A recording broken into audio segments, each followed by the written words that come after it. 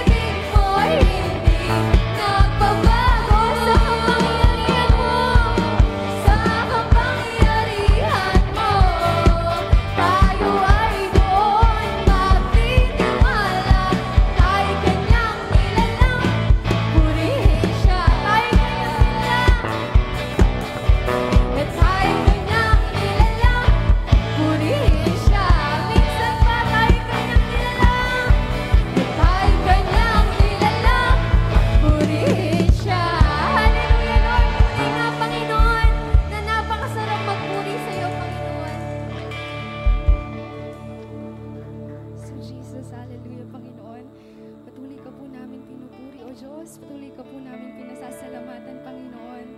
Tunay nga, Panginoon, Ikaw ang Diyos noon pa man, Panginoon, sa aming buhay. Hindi ka po nagbabago, hindi ka po nagkukulang, Panginoon. Kaya ang aming pasasalamat sa iyo, Panginoon, ay walang hanggan, Panginoon. Yes, so Jesus, patuloy po natin purihin ang ating Panginoon. Yes, so Lord. Yes, Jesus. Sa bawat araw, biyaya mo ay laging nararanasan.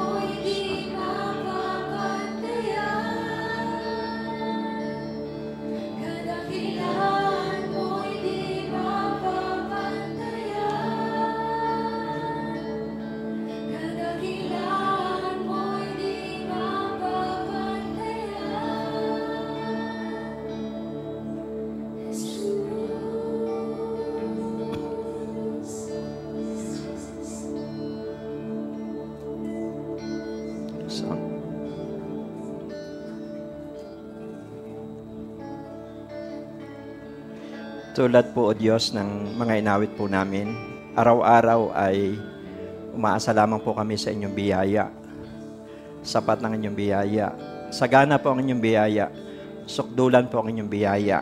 Uhaw kami palagi sa pagsamba. Uhaw kami palagi sa inyong presensya. Tulad ng isang usa na nauuhaw sa batis, O Diyos. Sapagkat ito lamang ang nagbibigay sa amin ng kapayapaan, kapanatagan sa aming puso. Nakakapagpahinga kami sa presensya nyo. Thank you, may Diyos kaming nalalapitan. May lugar kaming napupuntahan para magpahinga ang aming mga kaluluwa. Thanks for everything. Salamat din sa mga pagsubok. Iba po yung pagpapala kahapon, iba ngayon. Iba ang ginawa mo noong nakaraang buwan. Iba rin ang gagawin nyo ngayong buwang ng Marso. Matyaga kami naghihintay sa inyong purpose at plano sa aming mga buhay. Buong buhay po namin ay pinagkakatiwala namin sa inyo. Kami po yung lagi nagpapakumbaba. Sa inyo po palagi ang karangalan, kaluwalhatian. Kayo po palagi ang mataas sa aming buhay. Umaasa lang kami sa patnubay ng Banal na Espiritu na siya po nagtuturo sa amin. Magpakahayag kayo ng mga bagong bagay sa aming buhay. Laging araw-araw, nakikinig kami sa inyong tinig. Sa inyong sasabihin sa amin. Dahil ito ang pumapawi ng aming mga kalungkutan. Ito yung nagsasatisfy ng aming buhay, yung tinig mo, ang inyong salita, ang nagko-comfort sa amin. Word of affirmation na nanggagaling sa inyo, ang ipagkaloob niyo po palagi sa amin. Not by might nor by power, but by the Spirit, says the Lord. Ako po yung instrumento lamang ninyo. Sa pagpalain niyo po ang bawat pumunta rito, magulang at kabataan, yung mga nasa tahanan sa Pilipinas, sa ibang bansa, i-bless nyo. Lahat ng katanungan, dinggin nyo. Ang mga may sakit, gagaling. Yung mga nanghihina, lalakas. Mare-restore po yung relasyon ng bawat isa sa inyong harapan. Maraming salamat po. Hindi lamang kami, ang buong body of Christ sa aming bansa na nagpapakumbaba, umaasa sa inyo. Salamat, ang araw na ito ay binibigay namin sa inyo palagi ang karangalan. In Jesus' name we pray. Amen and amen. So, praise God po sa ating lahat at amen. Good day. Good morning. Sabihin niyo po sa inyong katabi, kung babae po yan, sabihin niyo po, lalo kang gumaganda. Kung yan naman po ay lalaki, sabihin niyo po na lalo kang gumagwapo. Amen. So, dahil ang nilikha ng Diyos ay maayos, mabuti, at perfect po yung pagkakalikha niya sa atin. At may disenyo siya sa atin. May magandang plano siya sa ating buhay. Kaya nga, kada umaga, every day, sabi po sa Isaiah 50 verse 4, nananabig ako sa sasabihin mo sa akin upang palaksin ko ang mahihina. Isaiah 50 verse 4. Every day. So, kasi kailangan po ngayon babad talaga. Kailangan ngayon ay spiritual activation. Grabe ang labanan po ngayon. Amen. At kung naalala niyo po si Daniel, pagaman hindi ito yung ating karakter ngayon, nagpalit-palit po yung mga hari. Nagpalit-palit yung gobyerno, nagpalit-palit yung panahon, na natiling intercessor si Daniel. Sa panahon ni Haring Nabucodonosor, nananalangin si Daniel. Nung mawala na si Nabucodonosor, si Belshazzar, nananalangin pa rin si Daniel. Tapos, si Haring Dario, na ang presidente, nananalangin pa rin. Kasi po, ang kailangan ngayon babad. Sabihin mo sa katabi, babad. Kasi nga yung babad na, minsan napapalaso pa Di ba? Minsan nasisila pa. Di lalo na yung hindi babad. Sabihin mo sa katabi, babad. Yan. Wala naman po exempted. I'm not perfect, but I try my best. Yun lagi yung sinasabi ko Kasi tayo naman nabubuhay sa grasya Kaya lang, iba po yung talagang sinisikap mo. Kasi ang buhay natin ay dinisenyo para magtagumpay tayo. Gusto po ng Diyos kahit nasa mundong ito, tayo ay nagwawagi tayo. Amen? Sabi po doon sa 1 John 5:4, sapagkat napapagtagumpayan ng bawat anak ng Diyos ang sanlibutan ito at nagtatagumpay tayo sa pamamagitan ng ating pananampalataya. So, purihin po ang Diyos. Salamat po sa inyong pag-share sa gawain. Narito man kayo sa Pilipinas, nasa ibang bansa. Sa lahat po na nakakonect sa website na ito, purihin po ang Diyos dahil ngayon po ay napakabilis ang araw. Salamat sa nakatapos na naman yung buwan ng February, ngayon Marso na. So napakabilis po ng araw. Kaya talaga na tayo po ay double time din sa paglilingkod sa Panginoon. Amen? At ang topic po natin ngayon ay, sabi dito ay, staying strong in our relationship. Manatiling malakas yung ugnayan natin sa Diyos at sa buhay ng bawat isa sa atin, sa ating kapwa. Amen? Kasi po, ang summary ng Bible, lagi niyong paulit-ulit yung narinig sa akin. Ang buong Biblia. Nauwila naman sa dalawang pangusap yan eh. Mahalin mo ang Diyos, mahalin mo ang iyong kapwa. Kaya yung purpose natin, dyan po nakalagay sa kwadro, dyan sa dingding. Our purpose, to love God and to love people. Yan ang disenyo ng Diyos sa atin, kaya tayo pinanganak. So, praise God. Nagpapasalamat din po ako sa Diyos. Nakasama ko po yung, nagbakasyon po yung kapatid ko rito, yung bunso namin. At naririto po, galing pa siya sa Batangas. Natatrabaho po siya sa call center. So, purihin po ang Panginoon at staying strong in our relationship. Mahalaga po ito na napoprotektahan natin yung relasyon natin sa Diyos. Kasi pagka nawala na tayo sa linya, kasi si Satan, ayaw niya tayo mananalangin. Ayaw. Threat po sa kanya ang Kristiyano pag nagpe-pray eh. Kasi alam niya, hindi niya kayang tibagin, hindi niya kayang itumba yung isang taong nananalangin. At ibang mag-isip ang isang taong nananalangin. Ang panalangin po yung pampalakas, pampasigla. Hindi lamang po pampalakas at pampasigla, pampaganda pa at pampagwapo. Amen? Ediptin nyo si Esther nung sa Bible, nung pagkatapos sila mag-pray, mag-fasting, nakita siya ng hari. Nakita nung hari yung glory sa mukha ni Esther. Sabi nung hari, mahal na Reyna, sabihin mo kung anong gusto mo, kahit kalahati ng kayamanan ko, ibibigay ko sa iyo. Bakit? Na-touch eh. Hindi lang si Esther, sina Moises, ibig ng Panginoon Jesus, pag galing sila sa bundok ng panalangin, nakikita po yung glory sa kanilang buhay. So, yan po ay sa spiritual. Hindi po masamang magpaganda, pero ang presensya ng Diyos talaga ang nagbibigay kaluwalhatian sa ating buhay. So, muna pong palakpak sa Panginoon. At ito pong ituturo ko sa inyo, actually, na-mention ko ito nung last Wednesday sa mentoring. Kilala naman nyo yung buhay ni Ruth. Ito, grabe po yung pinagdaanan ni Ruth. Grabe po yung, ito po talaga, nagluksa. Grabe. Sabi mo siyang katabi, grabe. Amen? Pero, ang ganda ng ending ng kanyang buhay. Kaya yung pagsubok po ay na-expired. Akala mo lang, huwag niyong iisipin na pinaparusahan tayo ng Diyos. Huwag po nating iisipin na pinaparusahan tayo ng Diyos. Bakit ganito ako? Bakit ako pa yung nagkaganito? Bakit hindi pa yung iba? May purpose nga po ang Diyos eh. Hanapin natin yung purpose ng Diyos sa ating buhay.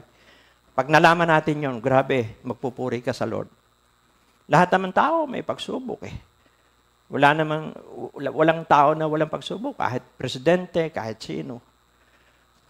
Kaya, napakahalaga po ng nasa ilalim tayo ng kalooban ng Diyos. Alam niyo po, sasabihin ko ito sa inyo, ang buhay ng tao, titino lamang kapag siya ay nasakop ng kalooban ng Diyos. Hanggat hindi nalalaman niya ang purpose ng Diyos, ligaw na ligaw ang tao. Maniwala po kayo. Pero pag nasumpungan na ng tao ang purpose at kalooban ng Diyos sa kanyang buhay, diyan magiging maayos ang kanyang buhay. Hindi po ayos ang buhay ng tao hanggat hindi siya sakop ng kalooban ng Diyos. Kaya nga, salamat sa Lord dahil naririto ka. Hinahanap mo yung purpose ng Diyos. Sabihin mo sa iyong katabi, salamat naririto ka. Pati po yung nasa live stream. Kaya about relationship po yung ating pag-uusapan ngayon. Staying strong in our relationship. Habi po dito sa Ruth, chapter 1, verse 16 to 18. Sumagot si Ruth, huwag po ninyong hilinging iwanan ko kayo. Hayaan na ninyo na akong sumama sa inyo. Saan man kayo pumunta, doon ako pupunta. Kung saan kayo tumira, doon din ako titira. Ang inyong bayan ang magiging aking bayan. Ang inyong Diyos ang magiging aking Diyos. Verse 17, kung saan kayo mamamatay, doon ako mamamatay. At doon din ako malilibing. Parusahan sana ako ni Yahweh ng pinakamabigat na parusa kung papayagan kong magkalayo tayo, maliban na lamang kung paghiwalayin tayo ng kamatayan. Last verse, sabi po rito sa verse 18, nang matiyak ni Noemi na hindi talaga magbabago ang isip ni Ruth na sumama sa kanya, hindi na siya tumutol. Grabe, ano? Alam niyo po, ang teksto po nito ay si Noemi, asawa niya si Elimelech, nagkaroon po ng kahirapan o tagutom doon sa Bethlehem.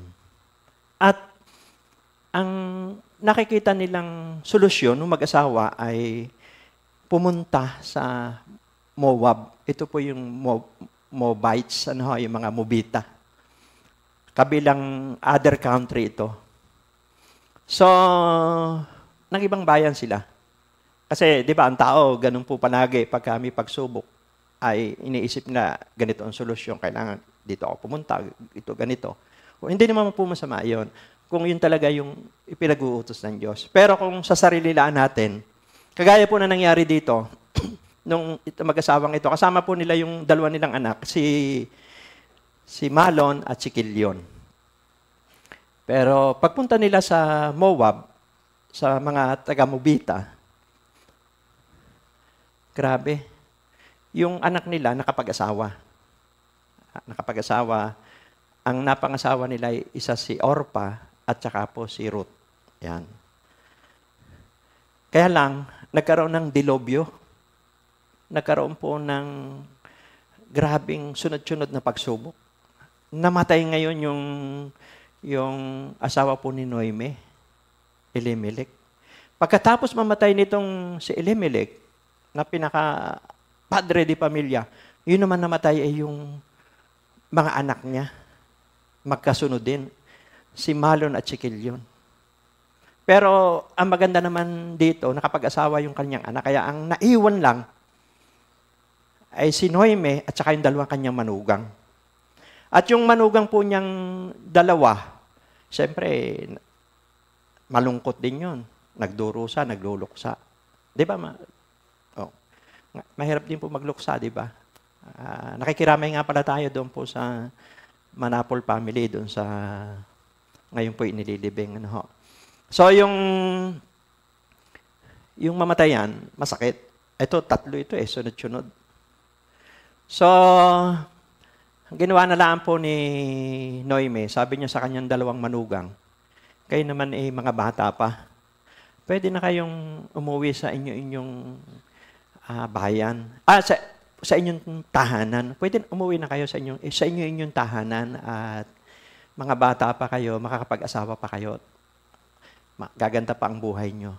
Hayaan na lang nyo ako, huwag na kayo madamay sa kasawi ang aking dinaranas. Maganda rin ang puso ni Noemi. Kaya lamang, tumututol po yung dalawa. At kalaunan, si Orpa ay pumayag na rin. Kasi yun ang instruction ng kanyang biyanan eh. Pero itong si Ruth, ang sinabi po ni Ruth ay yung binasa natin. Ang sabi niya, Saan ka man pumunta, doon ako pupunta. Kung sino ang Diyos mo, yun ang Diyos ko. Kung saan ka mamamatay, doon din ako mamamatay. Kung saan ka ililibing, doon din ako lilibing. Parusahan sana ako ni Yahweh. Kung hihiwalay ako sa iyo, maliban na lang paghiwalayin tayo ng kamatayan. Hindi natinag si Ruth, kaya hinaprubahan na ni Noemi. Kasi hindi niya mababago yung desisyon ni Ruth. So, dito natin kukunin po yung ating pag-aaralan. Sabi po rito, how can we become strong in our relationship? Paano ba tayo magkakaroon ng matatag, matibay na relasyon? Kasi, di ba, marami pong yung relasyon, pagka mainit ka lang, pagbago lang, bandang huli, palakpakan po natin ng Panginoon. Kaya nga, ito po yung pinapaturo ni Lord. Napakahalaga ng strong yung ating relasyon. Siyempre, ito po ay vertical and horizontal. Kaya hindi ko po nilagyan yan. Nakalagay lang dyan, relationship sa Diyos at sa kapwa. So, kagaya po ng istoryang ito, paano ba magiging matatag ang ating relasyon sa Diyos at sa kapwa? Number 1, siyempre, napakasimple. Sabihin mo sa katabi, napakasimple. Commitment. Tignan niyo po, 3 verse lang ito. Yung mga verse na yun, ang kukunin natin ng points. Sabi po doon sa verse 16, sumagot si Ruth, huwag po ninyong hilinging iwanan ko kayo. Hayaan na ninyo akong sumama sa inyo. Saan man kayo pumunta, doon ako pupunta. Amen? Sa ka man tumira, doon ako titira. Grabe, talagang ang commitment po ay nandoong pagtatalaga. Ang commitment needs, ito pong pagtatalaga, talagang nangangailangan talaga ito ng sacrifice. Sabi mo sa katabi, sacrifice. Pag may commitment ka sa trabaho, may sakripisyo ka. Pag may commitment ka sa negosyo, may sakripisyo ka. Kapag may commitment ka sa pag-aaral, nagpupuyat ka. Talagang binibigyan mo ng oras, panahon. Pamilya. Pag may commitment ka sa pamilya, mahal mo asawa mo, mahal mo mga anak mo. Gagawin mo ang lahat ng paraan. Ang tawag dyan ay commitment. Sacrifice. Marahe. Kagaya ni Ruth, di ba? Nag-sacrifice siya.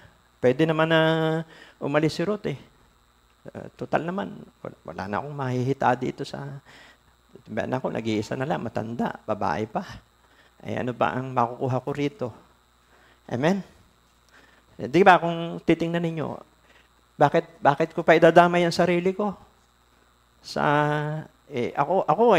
Pinapaalis niya na. Pero iba ang nakikita ni Ruth. Sabi mo sa katabi, iba ang nakikita ni Ruth. Amen? Kaya pagka nasa Lord tayo, iba yung nakikita natin. Alam niyo po, yung mga Kristiyano na may malalim na relasyon sa Diyos, iba nakikita niyan. Hindi nakikita yan ng mga ordinaryong tao. Amen? Iba rin po ang naririnig niyan. Hindi rin niya naririnig ng ordinaryong tao. Pero gusto po ng Diyos, ang purpose sa atin ng Diyos ay makita natin ang dapat makita. Marinig natin ang dapat marinig. Kasi sayang ang panahon. Sabihin mo sa katabi, sayang ang panahon. Hello? Kaya, commitment needs sacrifice. Siyempre, obedience. Ang pinag-uusapan kasi dito, kaya lagi ko sinasabi na iba yung may relasyon sa Diyos. Sabi po ni Ruth, kung sino ang Diyos mo, yun din ang Diyos ko. Yun ang nakikita niya. Alam ni Ruth na may gagawin si Lord Pagsubok lang ito Di ba? Alam ni Ruth yung 1 Corinthians 10:13 na walang pagsubok na ipinahintulot ang Diyos sa tao na hindi kayang pagtagumpayan. Kaya sabi mo sa katabi, huwag kang susuko. Amen? Matatapos din yan. Amen? May expiration din yan. Amen? Commitment needs involvement. Kailangan mo talaga yan, nakalagay dyan, sakripisyo, pagsunod, pagpapasakop, idagdag ko po yung involvement. Kasi, kailangan ng maging involved ka eh. Kung sa kumpanya, maging parte ka ng tagumpay ng kumpanya. Kung sa eskwelahan, maging parte ka ng tagumpay na eskwelahan. Kung sa pamilya, maging parte ka ng tagumpay ng pamilya. Kung sa church, maging parte ka. Ma-involve ka na iisa naman ang hangarin natin gumawa ng alagad. Diba? So, involvement, yun ang keyword. Kailangan po yan, sakripisyo, pagsunod, pagkapasakop, involvement. Tsaka po yung involvement. Ano ho? So, napakaganda po nito. Ano, ginawa po ito ni Ruth. Mamaya, makikita po natin yung ending. Amen? Mahalaga po ito na atin pong maisa-isa. So, sabi rito, mahalaga din na mapanatili sa ating pinagtalagaan ang. Yung ibig sabihin, kung saan tayo nakakomit, lahat, holistic naman tayo eh. Sa pamilya, sa trabaho, sa negosyo, sa church. At sa lahat po ng pinagtalagaan natin, mahalaga inaalagaan mo sa pananalangin yon. Sabi mo sa katabi, mahalaga, inaalagaan mo sa panalangin yun. Alam niyo po kung bakit? Yung prayer natin, litrato yan ng, pag pinagpe-pray mo yung pamilya mo, litrato yan ng magandang kinabukasan ng pamilya mo. Amen? Kung kumpanya mo man yan, negosyo, yung prayer mo, larawan yan ng magandang kinabukasan ng kumpanya mo. Yung church, kung saan ka nakatalaga, bahagi ka ng pangitain mission. Di ba? Yung talagang, lagi nyo narinig sa akin, simpleng buhay, totoo. Yan, grabe. Pag nagawa natin yan, kaya minsan, inaalaw din ng Diyos yung mga pagsubok sa atin. Talagang, minsan, tinatapyas tayo eh. Kasi, baka nilalaro-larulaan natin ang Diyos. Hindi totoo yan. Yan eh, mag-aaksaya po tayo ng panahon. Ang buhay po natin ay patanda, hindi po pabata. Kaya napakahalaga na totohanan. Alam ko naman, sabi mo sa katabi, alam ko naman na totoo ka kay Lord. Amen? Kasi po, may mga taong makikinabang sa buhay natin eh. May mga taong konektado sa atin eh. Kung ano tayo, dadaloy yun eh. Kung magulang ka, dadaloy sa mga anak mo yan. Kung ano ka, yun ang mangyayari sa mga anak mo.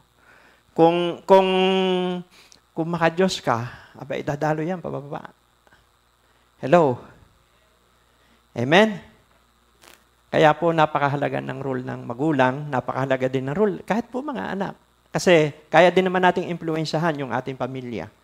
Kasi may ilaw. Alam niyo po, pag mayroon sa isang pamilya nakakilala kay Lord, grabe, yun na yung simula ng tagumpay ng isang pamilya. Sabi mo sa katabi, yun na yung simula ng tagumpay ng isang pamilya. Bakit? May nagpe-pray na eh. May nananalangin na sa kanyang pamilya eh. Amen? Diba, sabi ng Lord, alang-alang sa iyo, Noe, liligtas ko yung pamilya mo. Alang-alang. Ang keyword, alang-alang. Ibig sabihin, ang Diyos may tinitingnan. Kapag doon sa isang lugar, merong malalim na relasyon sa Diyos, papakinggan ng Diyos yun. Kung noon sa Samaria hindi umulan, 3 taon, kalahating araw. Pero si Elias nanalangin, umulan. Kaya sabihin niyo po sa mga magsasaka, huwag kang mag-alala. Amen? Huwag kang mag-alala sa tubig. May Diyos tayo eh. Ay, nung pandemya nga, napahintunan Diyos yung pandemya eh. Tubig pa kaya. At grabe ito. Yan, pandemya lang. Ang Diyos nga, kaisa-isa niyang anak na sa Jesus, hindi ipinagkait sa atin. Hindi nga niya ipinagkait yung kanyang kaisa-isang anak na sa Jesus. Gaano pa kaya?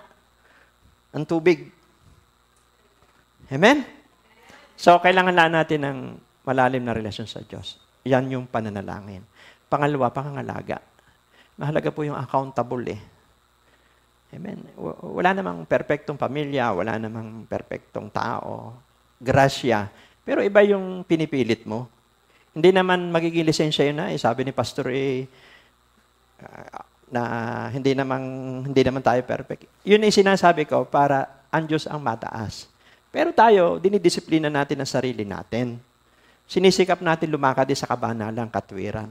Kasi alam natin, pag lumakad tayo sa kabanalan at katwiran, papakinggan tayo ng Diyos.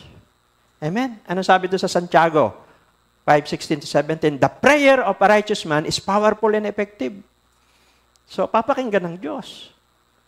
Ito, yung tema natin, 1 John 3:22. Ano bang sabi dyan? Dinirinig ko ang kanilang panalangin dahil sinusunod nila ang aking utos at ginagawa ang nakalulugod sa akin. Basahin nyo. 1 John 3:22. Kaya nga, our church is a church of answered prayer. Puso. Sabi mo sa katabi, puso. Yan yung pinoprotektahan natin. Kasi, diyan nakatingin ang Diyos sa puso natin. Hindi kung anong kalagayan natin sa buhay, hindi yung panlabas na anyo, hindi yung posisyon. Ano ang puso mo? Si David nga, hindi kasama sa lineup na magiging hari ng Israel. Hindi siya kasama sa lineup Reject siya bunso Sabi ni Samuel kay Jesse, wala ka na bang ibang anak? Nasa bukid. Nag-aalaga ng tupa. Ang nakita ng Diyos kay David, puso. Sabi mo sa katabi, puso. Palakpakan po natin ang Panginoon. At alam naman natin, kay David nanggaling sa angka ni David nanggaling ang Panginoong Hesus. Amen? Yun yung pangako sa propesiya sa Biblia. At minahal niya ang ministeryo ng Diyos. Minahal ni David ang bansang Israel. At kahit hindi siya perfect, ang ganda ng ending ng buhay niya. Amen? Palakpakan po natin ang Panginoon. Napunta tayo kay David. Si Ruth ang pinag-uusapan natin. Pero, alam niyo po, ang mga karakter sa Bible ay talagang grabe. Kung atin pong pagninilay-nilayan ay marami po tayong mapupulot na aral po sa kanila. Pagmamahal. Siyempre, wala namang higit sa pag-ibig Kasi grace Ibig sabihin, minahal tayo ng Diyos Kaya nga motivation po ng church po ng Lord ay dito ay pagmamahal, kahabagan. Na ipinapanalangin natin ng tao. Kasi ang tupa ay pag-aari po ng Diyos yan. Amen? Ang Diyos ang may plano sa Kanya. Amen? Hindi mo alam yung katabi mo yan, grabe, gagamitin ni Lord yan. Yung katabi mo, gagamitin ni Lord yan. Sabihin mo siyang katabi, gagamitin ka ni Lord. Praise God. Amen. Palakpak po sa Panginoon. So, ano po yung ginawa po ni Ruth? Number 1, para maging strong ang relationship natin, commitment. Talagang babad. Spiritual activation. Wala namang pwede pang itapat na sandata kundi yung intimacy natin sa Diyos. Yung anointing, galing sa intimacy po yan. Yung favor, galing sa intimacy yan. Yung wisdom, galing sa intimacy yan. Wala naman tayo di ba?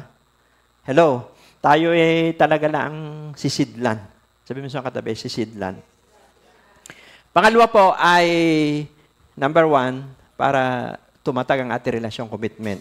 Kagaya po ng ginawa ni Ruth. Number 2, flexible. Yan. Sabi mo sa katabi, flexible.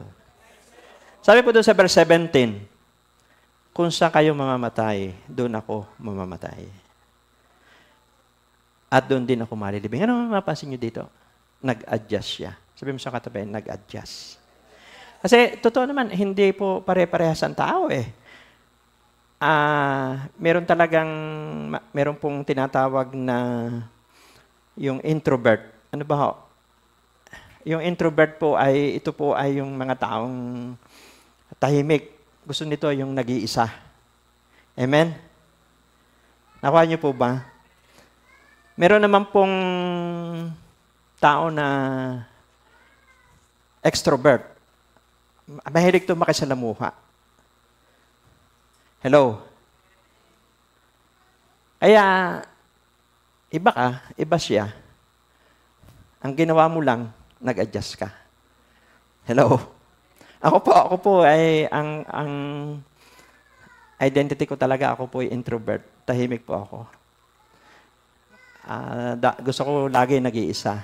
Pero nakita ko po ang purpose ng Diyos, kailangan mag-adjust ka. Kailangan mo ring makisalamuha. Nung nakilala ko na si Lord, natuto na po ako makisalamuha. Pero yung character ko talaga, wala pa ako kay Lord, gusto ko palagi tahimik na lugar. Yan. Pero pwede palang mag-adjust tayo. Sabi mo siyang katabi, pwede palang mag-adjust. Kagaya po ni Ruth, di ba, pag sinabing adjust, nagpaparaya, umaabot. Amen? Kahit hindi mo kultura yon, pero kailangan gawin mo.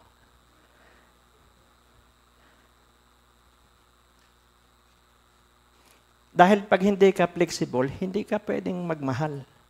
Amen? At isa pa po, ang panahon ay nagbabago. Ano ho? Ang panahon po ay, yan, nakalagay dyan. Ang panahon ay nagbabago. Ano ho? O, di ba? Nung minsan, nasopresa po tayo ng pandemya. Amen? Kaya, pero nag-adjust tayo. Hello? O, nagka-live stream tayo. At ngayon, pati po mga mahal natin sa buhay sa ibang bansa ay nakakarinig din ng salita ng Diyos. Ay kung hindi tayo nag-adjust, may iwan po tayo. Alam niyo po, ayon doon sa survey, 36% yung, marami po yung hindi nakapag-adjust na simbahan. Pero glory to God, ngayon naman ay nakabawi na uli, nakabangon na uli. Napakabuti ni Lord. Pero noon, pinilit natin makapag-adjust. At nanalangin tayo, paano ba maipagpapatuloy yung ministeryo ng Diyos? Kasi nga nagbabago po yung panahon eh. Tapos yung environment. Ano ho? So kaya kailangan na flexible din po tayo. Tignan nyo po, iba ngayon yung pag-aaral. Pwede ka na ngayon mag-aral sa bahay. Dati hindi naman, di ba? May mga, yung pong anak ni Dr. Pay, sa bahay po nag-aaral yun. Sila ang nagtuturo. Amen? So, ngayon po, pwede ka mag-adjust. Sabi mo sa katabi, pwede ka mag-adjust. Yun namang iba sa physical. Kaya, ang Diyos po ay nagbibigay din sa atin ng wisdom. At sa buhay natin, napakahalaga na tayo po ay nag-a-adjust. Kasi marami pa tayong tao na makakasalamuha. Pag ng ibang bansa ka, ay sigurado mag-a-adjust ka. Ako po, galing Saudi. Ay, iba po yung doon may pagkain na chapati. Ano ho? Dito naman, hindi gaano yung kinakain. So, maraming adjustment. Kaya, napakahalaga ng tayo po ay flexible. Amen? Kasi nababago nga yung season. Dati po, nagtatanim tayo ng halaman dito, kalabaw ang gamit. Amen? Ngayon, hand tractor na. Hello? May pagpabago po palagi. Dati noon ay nag-aaksaya ka ng oras sa pamamalengke. Ngayon, Lazada na. Di ba? Hindi ba nyo papalakpakan ang Panginoon? Hello? So, maniwala po kayo, marami pang pagbabago. Kaya kapag hindi po tayo flexible, may iiwan po tayo. Dati po hindi ako marunong mag-Facebook, pero pinilit ko po makapag-aral dahil sabi ko kailangan to sa ministry. Amen? At alam ko naman, kaya nga ngayon ng mga kabataan ay grabe, iba yung lingwahe ng kabataan. Kaya kailangan umupo ka rin sa kanila. Makita mo rin yung siyempre, ibang galaw ngayon ng kabataan eh. Kasi tayo po, patanda tayo. Hindi lagi tayo malakas. Ako po, yung ginagawa ko ngayon, hindi, sa mga susunod na mga panahon, hindi ko na kayang gawin to. Kaya nga ang ginagawa natin dito, nagtitrain tayo ng mga kabataan. Isa sa vision po natin ay i-train ng mga kabataan. Kasi sila yung magiging leader dito eh. Hihina tayo eh. Yung ganitong pagsasalita ko, baka pag edad ko, hindi ko na magawa ito. Pero kung may naturuan ako, naipasa ko ito, marami ng pastor at pastora dito tatayo. Kaya yung mga anak ninyo, train nyo sa Panginoon. Mga parents. Kasi aalis tayo sa mundong ito eh. Kailangan maipagpatuloy, kailangan flexible tayo. Yung sa katabi, kailangan flexible. Si Ruth, diba, kagaya po ni Ruth, siya po ay nag-adjust. Hindi niya tiningnan yung sarili niya. Ang pagmamahal kasi, hindi yung, ang totoong pagmamahal, hindi yung, ay, ganito ako eh. Dapat maintindihan nila ako. Mali po yun. Ang pagmamahal ay pakikisamahan mo kung ano sila. Amen? Magkakaiba po ng kultura eh, di ba? Kami po sa Batangas, hindi naman ako sanay pong nagmamano. Totoo po yan. Pero nung mapangasawa ko si ma'am, natuto po ako magmano. Amen? Bakit? Flexible. Sabi mo sa katabi, flexible. Ngayon, single ka. Pag hindi ka marunong mag-adjust, paano ka pag nag-asawa? Hello? Amen? So, kinikilig po yung mga kabataan. Pero hindi, kasi ito, darating po ito eh. Darating yung mga panahong ito na kailangan paghandaan natin. Ito na paghandaan po ni Ruth. Hello? Isa pong malakas na palakpak sa Panginoon. Ayan. Darating po yung araw na magkakatrabaho ka ngayon nag-aaral. Pero isa po yung nakita ko. Single ka man, dapat kung paano ka mainit noong ikaw ay single, pag nag-asawa ka, dapat mainit ka pa rin sa Panginoon. Hello? Purihin ng Diyos kasi yung mga single dati dito ngayon nagkaasawa ay nagpapatuloy po sa gawain sa Panginoon. Huwag po natin gagawin yun na nung single, init mo sa Panginoon, nung mag-asawa ka na, nawala ka na kay Lord. Hello? Pero wala dito noon. Sabi mo sa katabi, wala dito noon. Sa Africa, meron. Amen. Palakpak po sa Panginoon. Yan. Praise God. Si Paul, ito yung binanggit din ni Paul, hindi lang si Ruth. Pagka binasa nyo yung 1 Corinthians chapter 9, verse 19 to 22. So, ang kanyang objectives dito ay nag-adjust siya para mailapit niya mga tao kay Kristo. Sabi niya doon sa 1 Corinthians 9:19 to 22, sa piling ng mga Hudyo na saklaw ng kautusan, naging parang Hudyo ako. Sa piling naman ng mga Hintil na hindi saklaw ng kautusan, ay nakisama rin ako. Sa piling ng mga mahihina, nakibagay ako. Hindi nangangahulugang hindi ko sinusunod ang utos si Kristo. Ginawa ko ito para ang ilan man lamang sa kanila ay mailapit ko kay Kristo. Di ba? Pero hindi naman yung makikisama ka. Nung araw po, nung makakilala ako kay Lord, lumalapit din po ako doon sa pagtinawagan ako ng mga dati kong barkada. Pero hindi na po ako umiinom nung limbawa, yung kagaya po ng, sa amin kasi sa Batangas po, ay yung puti yung San Miguel. Matapang po yon. Pero nung makakilala ako, umuupo ako. Kasi hindi mo naman sila pwedeng i-judge eh. Ang nasa isip na naman nila, gusto ka nila makausap. Huwag lang iinom. Kasi pag uminom ka na, nakipag-compromise ka na. Ibig sabihin, wala kang ipinagkaiba.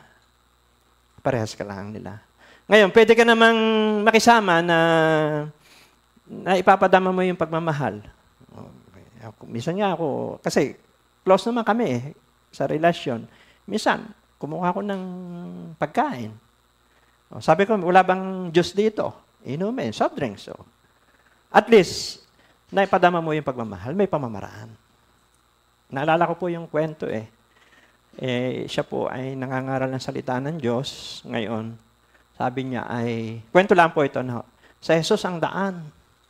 Siya ang katotohanan. Ang sabi sa John 14:6, sa Jesus ang daan, ang katotohanan at ang buhay patungo sa Ama. Napadaan po siya doon siyempre, hindi po mananampalataya. Naglalasingan sila. Natawagan po siya. Mahina po ang kanyang pundasyon. Hindi pa talaga close na malalim ang relasyon niya. Napatagay siya. Nalasing po. Sabi po ito pong nakakilala na kay Lord, susuray-suray, saan ba ang daan dito? Hindi na siya makauwi. Saan ba ang daan dito? Dati po nagtuturo, si Jesus ang daan. Nung maglaon, siya nagtatanong, saan ang daan? Kasi pasuray-suray na. Amen? So, palakpakan po natin ang Panginoon. So, wala naman dito noon. Sabi mo siya katabi, wala naman dito noon. Sa Africa, meron. Yan. So, ang ibig sabihin po nito, na si Paul, nakibagay, may objective siya. Hindi siya nakisama. Ibig sabihin, inabot niya, winin niya yung kaluluwa. Winin niya yung puso. Kasi, pag nawin mo yung puso ng tao, makikinig siya sa iyo. Kaya minsan talagang kailangan na makuhan mo yung puso niya. Ibig sabihin, talagang minsan kasama ang bulsa. Di ba? Minsan ay magbibigay ka ng anumang bagay para maniwala sa iyo. Ngayon, pag nagsalita ka, papakinggan ka na. Kasi alam nila, totoo itong may relasyon sa Diyos. Hello? Kasi nagtanim ka. Yun po yung ibig sabihin dito sa 1 Corinthians 9:19 to 22. Kaya, flexible. Sabi mo siya, flexible na ayon sa patnubay po ng Banal na Espiritu. Guided naman tayo ng Holy Spirit Igaguide naman niya tayo kung ano yung tama dapat gawin at naayon sa salita ng Diyos. At least, close tayo dun sa tao. Hindi natin siya na-reject. Pero, naipakita mo na iba ka. Kristiyano ka na. Sabi mo sa katabi, Kristiyano ka na. Palakpak po sa Panginoon. Amen. So, sabi rito, flexible brings humility. Ano ho? Flexible brings humility. Yun daw, pag nag-a-adjust ka, ito po yung nagdadala din ng pagpapakumbaba. Sabi diyan, when humility is honored, healing happens.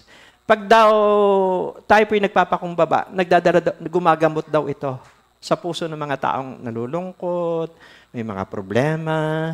Para bang naisuot mo yung sapatos nila, nadadama mo yung pinagdadaanan nila. Kasi nag-adjust ka. Hello? Maliban lang kung ang tao talaga umiiwas sa atin. Kasi ang tao kasi may privilege. Pagka gusto mong mapabuti, ayaw. Kung sa Biblia, ang tao talaga pipili. Makipot na pintuan, malawak na daan. Yung makipot na pintuan, mahirap, may sakripisyo. Pero ang dulo ng buhay na walang hanggan. Yun namang malapad, maraming pumupunta doon. Ayaw nila mahirapan. Gusto nila walang taro sa pagsasaya sa mundong ito. Ayaw nilang magdisiplina. Basta sabay sila sa agos. Kaya yun yung sinasabi po doon na kapahamakan ang dulo noon. Hello? Kaya pagka nagpunta po kayo sa ospital, magpapasalamat kayo sa Lord. Marami po akong napunta ang ospital nung hindi po tayo, ang Diyos mabuti, gusto niya iligtas ang lahat ng tao. Pero minsan, may mga inaalaw na pagsubok ang Diyos sa tao para mapokus sila sa Diyos. Siyempre, pagka nakahiga ka, titingin ka sa langit. Amen. Di ba masarap yung paa mo, malakas ka pa. Malakas pa yung kamay mo. Nakakapaglingkod ka. Hintayin pa ba natin na mahina na tayo? Meron talaga naman na dahil sa katandaan. Dahil yung sobrang edad na. Pero yung malakas na sinayang natin ang panahon, hindi natin naibigay talaga yung the best. Ayun na sayang. Ang buhay natin ay patanda, hindi pa bata. At least makapag-train tayo yung susunod sa atin na henerasyon. Magpapatuloy ng ating takbuhin. Pangit tayong ibinigay sa atin ng Diyos. Kahit umidad na tayo, nagampanan natin yung tungkulin po natin. When humility is honor, healing happens. Sabi rito, pride always destroyed relationship. Kaya dito po, ito yung paalala sa atin. Pride makes you a prisoner. Humility sets you free. Kaya pagka nagpakumbaba tayo, kasi ito'y bunga ng pag-a-adjust natin eh. Di ba? Nagiging malaya tayo. Kasi healing nga eh. Pumapayapa tayo. Di ba? Halimbawa sa daan, nagdadrive ka, sinigawan ka ng yung kapwa natin driver. So, siyempre, tayong Kristiyan, hindi na natin papatulan. Natiis natin yon, napagpasensyahan natin. Pero, nag-pray lang, Lord, patawarin niyo po ako. Kasi medyo nagalit po ako kanina, pero buti na lang, hindi ako nakapagsalita. Ngayon, payapa ka na, tapos ka na. Pero kung pinatulan mo yon, tagal-tagal na, nasa puso mo pa. Kasi, nagawa na natin eh.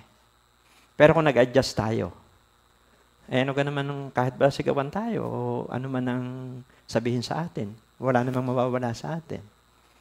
Hello? Siyempre sa mundo, gagatungan ka. Mali nga yung ginawa, mali nga, mali. Dapat, paano mo? Hello? Sa Holy Spirit tayo makinig. Kasi ang bunga ng Banal na Espiritu ay pagpipigil sa sarili. Pasensya. Pero ikaw naman, payapa ka. Kasi natiis mo. Purihin ang Panginoon. Palakpakan po natin ang Diyos. Wala dito noon. Sa India, meron siguro. Amen. Palakpakan po sa Panginoon. Sabi rito, humility disarm the offended. Tinatanggalan daw natin ng sandata yung kalaban kapag tayo nagpakumbaba. Kaya nga, sa isang tao nagpapakumbaba, wala nang sandatang pwede pang itapat. Sabi mo siyang katabi, wala nang pwedeng itapat. Sagad na sagad ka na nga eh. Ano pa? Wala na sila masasabi. Wala, sumuko ka na eh. Amen? Sige, kayo na magaling. Amen. Payapa ka. Hello? Palakpak po sa Panginoon yan. Flexible brings humility. Ano po yung unang ginawa ni Ruth? Para na protektahan niya ang kanyang malalim, malakas na relasyon sa Diyos. Commitment to flexible. Number 3, last. Sabi po rito sa verse 18, nang matiyak ni Noemi na hindi talaga magbabago ang isip ni Ruth na sumama sa kanya, hindi na siya tumutol. Number 3, togetherness. Amen? Talaga. Iba pala yung lakas pagka may kasama ka. Sabi mo sa katabi, iba yung lakas pagka may kasama ka. The secret of forever is together. Siyempre, wala naman siyempre, di ba, may relasyon tayo sa Diyos. Ang forever naman talaga yung relasyon natin sa Diyos eh. Kapag may relasyon ka sa Diyos, ano man mangyari? Yun ang forever. Lahat tayo mamamatay. Temporary yung pamumuhay natin sa mundong ito. Ang gusto natin bigyan pansin dito, ang forever ay una, Diyos. Mamatay man tayo, ligtas ang ating kaluluwa. Ngayon, nasa lupa pa tayo. Kasama pa natin ating pamilya. Marahil partner natin sa negosyo. Marahil ay kamag-aaral mo, kapamilya, o ka-church, tayo lahat. Spiritual family. Amen? The secret of forever is together. Mamanahin yan eh. Mamanahin yan ng mga anak natin. Ngayon, di ba, may school ministry, may mga kids. Grabe, ang mga yan ang mga leader. Yung youth, susunod yan. Tapos yung mga kids na yan, sila yung leader dito. Wala na tayo noon. Sabi mo siyang katabi, wala na tayo noon. Di ba? So, ibig sabihin, together. May kapangyarihan po yung togetherness eh. Kapag nakapag-invest tayo at nakapag-develop ng strong relationship, ay yan po'y katuwang natin. Ang tawag dyan ay destiny helper. Amen? Tignan niyo po, balik tayo doon sa kay Ruth. O, di ba, dalawa sila. Sabi nga rito sa mga ngaral 4.9, mga ngaral 4.9, ang dalawa ay mabuti kaysa isa. Mas marami ang bunga ng anumang gagawin nila. Hello? Sa verse 10, kapag nabuwal ang isa, may itatayo siya ng kanyang kasama. Kawawa ang nag-iisa sapagkat walang tutulong sa kanya kapag siya ay nabuwal. Kaya sabi mo sa katabi, salamat, kasama kita. Hello? Dito po sa verse 12, kung ang nag-iisa ay maaaring magtagumpay laban sa isa, lalo na ang dalawa, ang lubid na may 3 pilipit na hibla ay hindi agad malalagot. Hello? Togetherness. Benefits of togetherness. May magtatayo sa iyo. Number 1. Pangalawa, may magpapatotoo o magpapaliwanag sa iyo. Pangatlo, may magpapalakas sa iyo. Pangapat, may magtatanggol sa iyo. Panglima, may magpapatibay ng iyong loob. May mag-i-encourage sa iyo. Panganim, may magpapasaya din sa iyo. Amen? Kung nalulungkot ka, patatawahin ka lang o i-encourage ka lang noong kasama mo.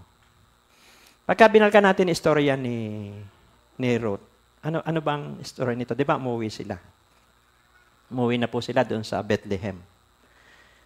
Sobrang dilobyo, nagdurusa, sagad na sagad sa kahirapan. At grabe, katabi, grabe, na mamamagpaglaan si Ruth at si Noemi. Nakakita na po ba kayo ng mamamagpag? Yung bang susunod-sunod sa doon sa nagigiik, tapos pag may nalaglag na palay, sinisimot. Ay, ganun po ang trabaho ni Ruth at saka ni Noemi. Pero ang galing ni Lord, sabi mo sa katabi, ang galing ni Lord. Huwag na natin pahabain, no? To make the long story short, yung mayaman na ang pangalan po ay Boaz, yung may-ari ng asyenda. To make the long story short, napangasawa ni Ruth. Sabi mo sa katabi, napangasawa ni Ruth. Si Boaz. Kaya sabi mo sa katabi, may Boaz na nag-iintay sa iyo. Kung dalaga ka, may Boaz. Amen. Kahit balo ka, may Boaz din. Pero ito lang ang masasabi ko. Maging mabait lang tayo kay Lord. Gawin lang natin yung ginawa ni Ruth. Commitment niya, flexible siya. Hindi niya iniwan yung kanyang biyanan. At talagang grabe yung ginawa po ng kapatid natin. Ito si Ruth. Amen? Ano po nangyari? Amen? Sabi mo siyang katabi, ano nangyari? Sino ang tumubos doon sa kasawian ni Ruth, Naomi, pagdurusa? Di ba si Boaz? Siguro siyang nagbayad ng mga utang, yung kanilang mga, basta yung kanilang nangyari, kinilir. Sabi mo siyang katabi, kinilir. Nandiyan na yung Boaz eh. Kaya, pag dumating yung Boaz sa buhay natin, grabe, yan yung breakthrough. Tandaan nyo, may Boaz na nag-iintay sa atin. Dito po tayo magtatapos. Alam niyo po si Boaz, sumisimbolo po ito sa Panginoong Hesus. Tayo po ay dati makasalanan. Tandaan nyo. Marami, kahirapan, sakit karamdaman, even sumpa ng kaaway. Pero ang sabi po sa Ephesians 1:7, tinubos tayo ni Kristo sa pamamagitan ng kanyang dugo. At sa gayon, ay pinatawad na ang ating mga kasalanan. Grabe. Hindi tayo deserve. Wala tayong ginawa. Si Jesus ang may ginawa sa ating buhay. Yung nakaraan, kasalukuyan, yung hinaharap. It is finished. Tinubos. Kung paano tinubos ni Boaz yung kahirapan ni Ruth Noime, ganon din ang ginawa sa atin ng Panginoon. Kaya tayo nagkaroon ng kalayaan. At last, pag binasa niyo po yung Mateo chapter 1, verse 5 to 6, nagkaanak si Boaz at si Ruth, ang pangalay Obed. Naging anak naman ni Obed si Jesse. Naging anak naman ni Jesse si David. At mula sa angka ni David ang Panginoon Hesus. Grabe. Yung isang babae na dati ay nagdurusa, nagluluksa, lola pala ng ni Jesus. Kaya, ang Diyos ang may purpose sa ating buhay. Tayo po tumayo. Tulad po ni Ruth, tandaan natin, may Boaz na nag-iintay sa iyo. Hintayin mo lang. Huwag kang mainip. Magpakabait ka kay Lord. Kagaya ni Ruth, commitment. Amen? Flexible. Togetherness. Huwag kang lagi kang sumama sa tamang tao. Samahan mo yung mga tao na alam mo na pinapatnubayan ng Diyos. Huwag kang mahihinip. May disiplina, may sakripisyo. Bandang huli. Pati si Noime, biniyaan ng apo, masayang-masaya siya. At nandoon na dahil sa strong ang relationship ni Ruth sa Diyos at sa kanyang pamilya. Ano po? Tayo po ay umawit sa Lord. Ipadama po natin ang pagmamahal sa Diyos. Kagaya ni Jesus, tinubos tayo. Alalahanin lang natin yung dati nating kalagayan. Balik tanaw po tayo. Ano ba ang dati nating buhay? Ano ka na ngayon? Dahil lang sa grasya at habag yan ng Diyos. So, awitin natin yung power of your love. Kasi ang pagmamahal ng Diyos hindi nagbabago at lagi siyang nag-iintay sa atin. Alalahanin natin na tinubos tayo. Yes. Gawin natin itong panalangin sa ating buhay. Ama, salamat po ngayon pong umaga sa mga ama, ina, dalaga, binata, bata na naririto, nasa iba't ibang bansa, nasa mga tahanan. Lord, salamat, tinubos po kami ng Panginoon Jesucristo. Kung paano tinubos ni Boaz, si Ruth, si Noime, sa pagdurusa, kahirapan. Salamat sa pagtubos niyo sa amin. At kami po ay naging anak mo. Thank you. Minsan nalilimutan namin yung pinanggalingan namin. Salamat po, O Diyos. Gawin natin itong panalangin sa ating puso. Grabe, iba ka na ngayon kaysa noon. Kailangan mo lang flexible. Kailangan mo lang mag-adjust. Nandiyan ang Diyos. Alam na ng Diyos yung gagawin sa iyo. Magpakabait ka lang. Maging tapat ka lang sa Kanya. Patibayin mo yung intimacy mo sa Diyos. Bumabad ka sa Kanyang presensya. Bumabad ka sa Kanyang salita. Alagaan mo, relasyon mo sa Diyos. Bigyan mo ng oras ang Diyos. Bigyan mo ng oras ang pakikipag-usap sa Kanya.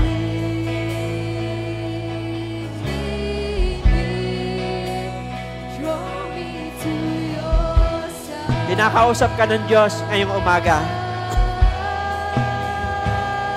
May breakthrough na nag-iintay sa iyo. Marami pang taong lalakas dahil sa iyo. ang pag-a-adjust mo, ang pagiging flexible mo, ay isang sandata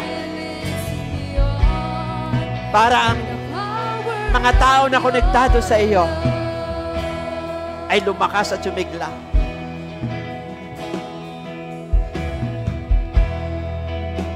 Pag flexible ka, pwede ka magmahal. Huwag mo nang isipin, ganito ako, ganari kami. Isipin mo, kung paano mo aabutin sila. Kasi inabot tayo ng Panginoon Jesus. Nanahawak siya dito sa lupa. Hindi naman tayo deserve. Para tayong tupang ligaw, pero hinarap ka niya. Personal. Huwag mong isipin ang iniisip ng tao. Huwag mong isipin ang sasabihin ng tao. Ayusin mo ang relasyon mo sa Diyos. Siya lamang ang sagot. Hold me close. Let your love surround me. Bring me near. Draw me to your side.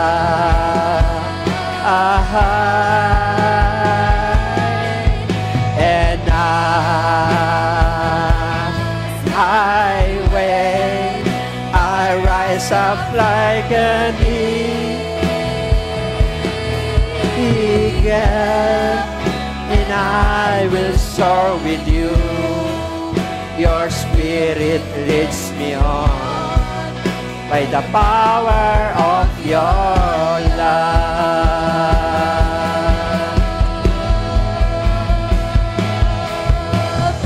Hold me close. Taas po natin ating kamay.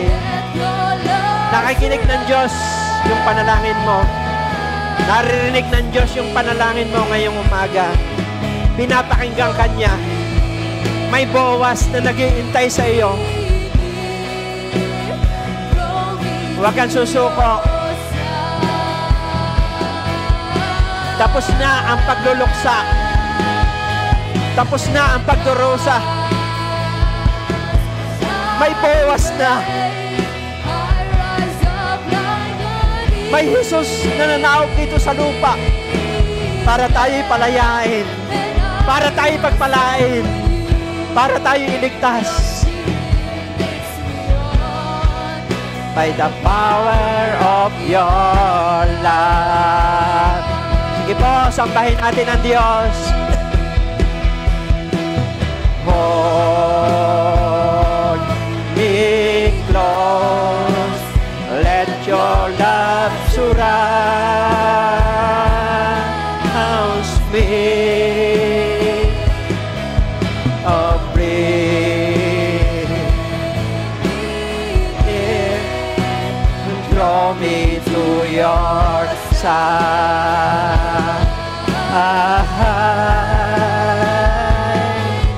And as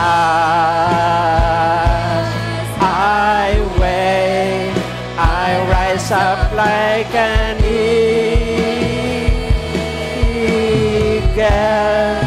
and I will soar with you. Your spirit leads me on by the power. For the last time, hold me close. Oh, yes. Kami po, Panginoon, ay nagpapakumbaba.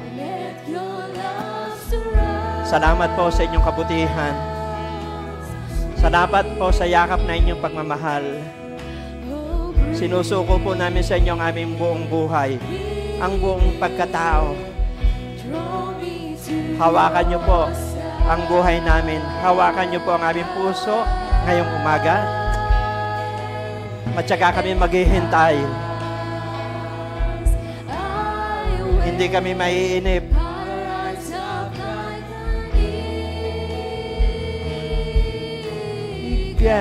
The anointing of Ruth ay nasa aming kalagitnaan. Your spirit lifts me on By the power. of your love. Thank you, Lord. Salamat po. Anointing of Ruth ay dumaloy po sa aming kalagitnaan. Salamat sa pagtatalaga ng buhay ng bawat isa. Salamat sa pag-a-adjust ng bawat isa. Salamat po, sama-sama kaming magtatagumpay. Pamilya, biological family, spiritual family, mga kasama namin sa trabaho, sa negosyo, sa pag-aaral, OFW. Salamat po na thank you sa buhay po ni Ruth na naging inspirasyon namin ngayong umaga na anumang mga pagsubok na pinagdadaanan ng bawat isa, magpatuloy lang kami. Bumabad lang kami at Lord, patawarin niyo po kami kung minsan ay nakakalimot kami sa inyong salita. Nakakalimot minsan kami sa pangako mo. Salamat ngayong umaga na naalala namin na kayo mismo ang tumubos sa amin. Tinubos niyo kami para magkaroon kami ng buhay na ganap at kasya. Salamat sa kaligtasang natamo ng bawat isa sa amin. Salamat, naging anak mo kami. Salamat po, nakasulat po ang aming pangalan sa aklat ng buhay. Salamat po, tinatakang kami ng banal na Espiritu na siyang nag-guide sa amin, nagtuturo sa aming mga desisyon at pagpapasya. Salamat din sa inyong mga salita na nagbibigay ng confirmation sa mga dapat naming gawin. Thank you po sa lahat po ng mga karanasan mula pagkabata hanggang ngayon. Muli nyo kaming pinalakas habang buhay, may pag-asa. Magpapatuloy po kami sa mission po namin. Sa pamilya, sa iglesia, sa trabaho, sa negosyo, o anuman ang pinagkatiwala nyo sa aming tungkulin dito sa lupa, ipagpapatuloy po namin ito. Kung kayo po ay ngayon lang nakarinig ng ganitong pangaral, sabi po sa Mateo 11 verse 28, lumapit kayo, kayong lahat ng mga napapagal, nabibigit ang lupa sa inyong pasanin, bibigyan ko kayo ng kapahingahan. Kung kayo man po ay nasa tahanan, nasa ibang bansa, o naririto, sabihin lang niyo po, Panginoong Jesus, salamat po, tinubos niyo ako. Dahil sa inyong biyaya, pinatawad niyo ang lahat ng aking kasalanan. At ngayon po, maghari ka na sa aking puso bilang Panginoon at tagapagligtas. Ako na lang po mananalangin. Thank you po sa mga tumanggap sa Panginoon Jesus na ang kanilang pangalan ay nakasulat sa aklat ng buhay. Lord, danahin ko po, tulungan niyo po ang bawat isa sa amin na makalakad sa inyong kalooban. Pagpalain niyo po ang buhay po ng bawat isa, lahat na naririto, nasa live stream. Ano man ang kanilang mga kahilingan para po sa kanilang mga pamilya, dinirinig niyo ito. Para po sa pag-aaral ng kanilang mga anak, may Boaz na nag-iintay po sa kanila. May Boaz na destiny helper na nag-iintay sa buhay po ng bawat isa. Lord, mula ngayon, hindi na po magiging issue sa amin ang pera. Susundin lang namin ang inyong kaharian at katwiran. Ang sabi po ng Mateo 6:33, unahilaan namin ang inyong kaharian at katwiran. Lahat ang bagay idaradag nyo. Bigyan nyo po ng wisdom, anointing, favor ang buhay po ng bawat isa. Salamat din po, kaya namin mag-adjust. Kaya namin maging flexible sa lahat ng bagay. O Diyos, dahil may Holy Spirit na nag-guide po sa amin. Yung mga personal request ng bawat isa, Lord, pinapakinggan niyo po ito. Yung mga nananalangin para sa trabaho dito sa Pilipinas, sa ibang bansa, granted po ito, o Diyos. May magandang plano kayo sa kanilang buhay, o Diyos. At salamat din po na kung sino man po may sakit, Lord, pinapagaling niyo sila ngayong umaga. Sino man po sa inyo may sakit, narito man kayo, nasa tahanan man kayo, si Jesus po ang nagpapagaling. Sa pangalan niya, may kagalingan. Ano man sakit yan? Sipon, ubo, lagnat, trangkaso, o diabetes man yan, cancer, COVID, sa bato man yan, bukol man yan, o saan mang parte ng katawan nyo na matagal na kayong pinapahirapan. Pinapagaling kayo ng Panginoong Jesus ngayong umaga. Hinihipo kayo ng Panginoong Jesus from head to foot dahil ang katawan nyo ay templo ng Diyos. Templo yan ng Banal na Espiritu. ang gamot, ang doktor, ginagamit lang yan ng Diyos. Pero may supernatural na pagkilos ang Diyos. Kaya ngayong umaga, pinapalakas ka ng Diyos. Ibinabangon ka ng Diyos. Babawi ka, babangon ka. Ikaw ay mabubuhay pa ng matagal. Makikinabang pa sa iyo ang pamilya mo. Marami pang tao makikinabang sa iyo. Marami ka pang may lalapit na tao kay Kristo. By the stripe of Jesus, be healed, be free. In Jesus' name. Salamat po, Diyos. Pagpalaan niyo po ang buhay po ng bawat isa. Hinihiling din po namin yung ulan sa mga magsasaka. Yung pinoproblema po ng mga magsasaka na ulan. Yung kaisa-isa mong anak na sa Jesus, hindi mo ipinagkait sa amin. Kaano pa kaya, O Diyos, yung ulan? Hindi po, not by might nor by power, but by the Spirit, says the Lord. Lord, bigyan niyo po ng tubig ang mga magsasaka. Maraming salamat po, Panginoon. Thank you po sa kasagutan sa aming panalangin. At i-bless yung mga pangarap nila sa kanilang mga anak at apo, magkakaroon ito ng katagumpayan. Ang mga kabataan dito, O Diyos, sa kanilang angkan, ay sila po ay gaganda ang buhay. Sila po yung mga susunod na leader ng mga simbahan. Lalo na po sa church na ito, ang mga kabataan, maging doon sa kids, i-bless nyo sila. Maging sa aming bansang Pilipinas, mahal po namin ang mga kabataan, regalo nyo po sila sa kanilang mga magulang, pagpalain nyo po sila. At magtayo kayo ng mga leader sa lipunan na may relasyon sa inyo. Magtayo kayo ng mga leader sa iba't ibang sektor na anak mo, O Diyos. Maging mga OFW, maraming salamat po sa kanilang buhay, sa kanilang sakripisyo para sa kanilang mga anak. Maging ang mga seaman, pagpalain din nyo po. Yung kanilang ginagawang sakripisyo, hindi po nawawalan to ng kabuluhan. Gaganda po ang kanilang buhay, mapopromote sila. Magay yung mga pamilya nila dito iniwan sa bansang Pilipinas, cover sila ng blood of Jesus. Walang aksidente, walang sakuna, walang trahedya sa pamilya ng bawat isa. Dahil protektado nyo po ang buhay po ng bawat isa. Kayo ang aming armas, kayo po ang aming sandata. Ang buong buwan ng Marso, victory na ito. Lahat ng nilalakad ng bawat isa ng mga papeles, makukuha po nila ito. Kaya maraming salamat po. Napakabuti mo po sa aming buhay.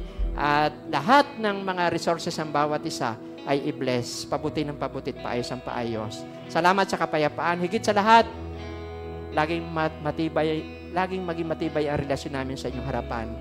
Mamahalin namin ang pamilya. Mamahalin namin ang mga trabaho. Mamahalin po ng bawat sa pag-aaral. At mamahalin po ng mga OFW ang kanilang trabaho.